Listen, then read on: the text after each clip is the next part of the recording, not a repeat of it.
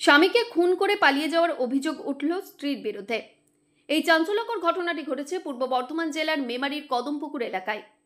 মেমারি পৌরসভার 10 নম্বর ওয়ার্ডের কদমপুকুরের ক্যানেল বাঁধ এলাকার বাসিন্দা খোকন বাগ, যার আনুমানিক বয়স 55 বছর। মঙ্গলবার সকালে তার ঘরের তালা ভেঙে প্রতিবেশীরা তাকে নিথর অবস্থায় দেখতে পায়। সেই সময় তার স্ত্রী তার বাড়িতে ছিলেন না, তাই প্রতিবেশীদের অনুমান স্বামীকে খুন করে তার স্ত্রী পালিয়ে গেছেন। সোমবার গভীর রাতে এই ঘটনাটি ঘটেছে বলে প্রতিবেশীরা জানিয়েছেন। প্রতিবেশীরা আরও জানিয়েছেন, খোকন বাগ নিত্যদিনই মদ্যপ অবস্থায় তার স্ত্রীর সঙ্গে অশান্তি করতেন। প্রায়শই তাদের ঝগড়া হতো, সেই কারণেই তার স্ত্রী হয়তো তাকে হত্যা করে পালিয়ে গেছে, এমনটাই অনুমান করছেন প্রতিবেশীরা। ঘটনাস্থলে মেমারি থানার পুলিশ পৌঁছে দেহ উদ্ধার করে নিয়ে যায়। শুনবো স্থানীয়রা কি অভিযোগ করছেন।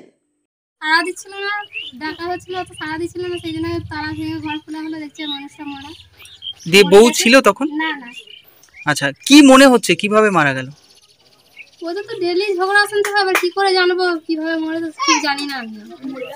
আপনাদের কি সন্দেহ, মেরে দেওয়া হয়েছে? আমাদের তাই মনে হচ্ছে, ওদের আবার ডেলি ঝগড়া শুনতে হয়। বউটাও তো নেই, যদি রোগে মারা যেত বউটা তো থাকতো। কালকে সন্ধ্যাবেলায় বউ বাড়ি ছিল? হ্যাঁ হ্যাঁ। সকালবেলা থেকে আর পাওয়া যায়নি? না, রোগে যদি মারা যেত বউটাও থাকতো, বউটা তো নেই। আচ্ছা, ওনার নাম কি? কার? ওই যে মারা গেছেন ওই খোকন বাগ। খোকন বাগ। ওনার বয়স আনুমানিক কত হবে? বয়সটা তাও ঠিক মনে নেই।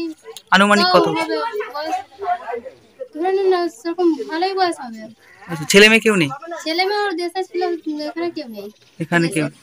একজন লোক মারা গেছেন এখানে শুনেছি। কিভাবে মারা গেল, কি শুনেছেন?